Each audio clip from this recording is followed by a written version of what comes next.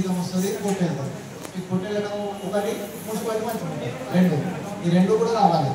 అక్కడ మీకు రోజు వస్తుంది, జీతం వస్తుంది, కోర్టు వెళ్తుంది. మీకు రోజు వస్తేనే మున్సిపాలిటీ కూడా అందరికీ ఉంటుంది, అవునా?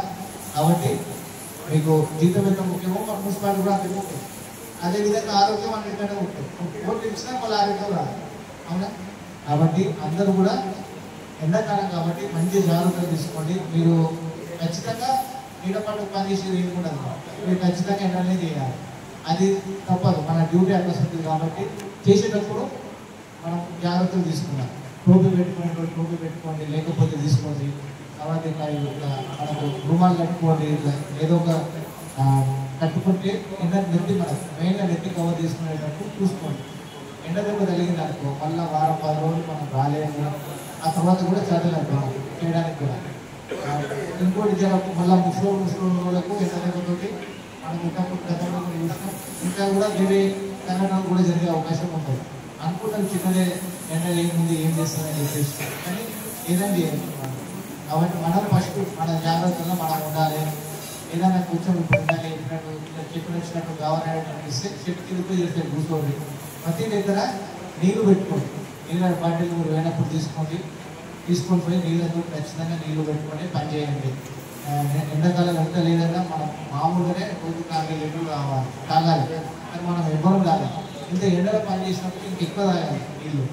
ఒక్క మనిషి 5 లీటర్లు అంటే 5.5 లీటర్లు తాగాలి వాస్తవానికి. మనం ఎవ్వరం కూడా అంతగానం తాగాలి. నిజానికి ఎండాకాలం ఎక్కువ తాగాలి. కాబట్టి నీళ్ళు కూడా అందుబాటులో పెట్టుకోవాలి ప్రతి ఒక్కరు. ఏమైనా చెట్టు కూడా కూర్చోండి, ఇక్కడ ఉన్నప్పుడు నీడున్న దగ్గర కూర్చుకొని కూర్చుంటే చికెన్ మన తర్వాత కూడా ఇబ్బంది కాకుండా ఉంటుంది. ఏదైనా అయినప్పుడు కూడా జవాన్కు ఎవరు ఇస్తే కూడా మేము కూడా మన హాస్పిటల్లో చేసేదానికి కూడా మాకు కూడా అవకాశం ఉంటుంది. ఎవరు కూడా దీన్ని ఈజీగా తీసుకోకండి, నిర్లక్ష్యం ఉంటుంది. ఈ విషయంలో మీరున్నా మా దృష్టికి తీసుకొస్తే మేమేం చేయగలుగుతాం అది చేస్తాము. కాబట్టి ప్రతి ఒక్కరు జాగ్రత్తలు తీసుకొని పనిచేయడం. ఎందుకంటే ఆరోగ్యం ఇప్పుడు మున్సిపాలిటీకి ఎంత ముఖ్యమో మీ ఇంటికి అంతకంటే ముఖ్యం లేదు, పాడం అంతకంటే ముఖ్యం, మాకు కూడా అంతకంటే ముఖ్యం లేదు. ఎవరు కూడా ఏ ఒక్కరికి ఇబ్బంది కలిగినా మున్సిపాలిటీకి ఇబ్బంది కలిగినట్టే, ఏ ఒక్కరికి పరీక్షణ అయినా అందరం పరీక్షణ అవుతుంది. కాబట్టి మేము కూడా చెప్తున్నాం, మీరు కూడా ఈ ఎండ రన్నింగ్ చేస్తుందని ఎప్పుడైనా ఎండనే మనం ప్రకృతితో మనం ఎప్పుడు కూడా ఆడుకోలేము. మానేస్తాం సర్వీస్ ఎండ కూడా అంటే మనము ఎండ దెబ్బ కలగకుండా చూసుకోవాలి. చెప్పేది జాగ్రత్తలు తీసుకొని పని చేయండి. ఏదైనా ఉన్నప్పుడు మా దృష్టికి తీసుకొస్తే మేము చేయాల్సినట్టు చేస్తాం. కానీ ఒకటి మాత్రం నేను మళ్ళీ ఇప్పుడు చెప్తున్నా, చాలా మంది తుమ్మలు కొడుతున్నారు, ఇది మాత్రం చేయకండి. మీరు బయట ఎండలో దిగేటప్పుడు కొద్దిగా నీరం పట్టుకొని పని చేయండి. చేసేటప్పుడు పొద్దునైతే ఎక్కువ లేదు, ఈ 2-3 రోజులు ఎండ ఎక్కువ ఉంది. కాబట్టి వాతావరణ శాఖ యొక్క సూచనల మేరకు ఉదయం 5 గంటల నుంచి 10-11 గంటల వరకు ఎండ అనేది ఎక్కువ లేదు, కానీ 11 గంటల నుంచి 1 గంట వరకు ఏదైతే ఉందో కొద్దిగా ఎండ ఉంది. ఎవరికైనా ఒకవేళ ప్రాబ్లం అనిపిస్తే పక్కకు నీడకు పోయి కూర్చోండి, ఓకేనా? తీసేటప్పుడు ఎవరికైనా ప్రాబ్లం అనిపిస్తే పక్కకు నీడకు పోయి కూర్చోండి, ఏమి కాదు, ఏం ప్రాబ్లం లేదు. ఒకటి. రెండవది తలపై నుంచి ఏదో ఒకటి చుట్టుకొని ఉండండి. కట్టుకున్నారు కదా తలకు, వైట్ కలర్ క్లాత్ లేకపోతే క్యాప్ ఏదో ఒకటి పెట్టుకోండి.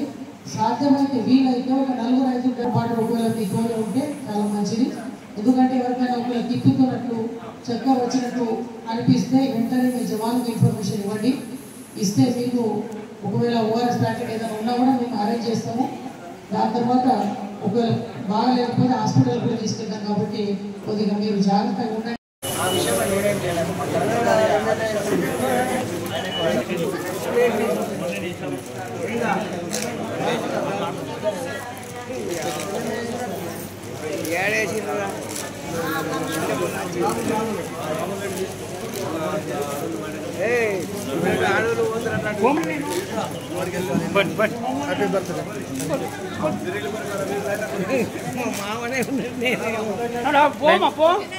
తీసుకుంటా ఊరికి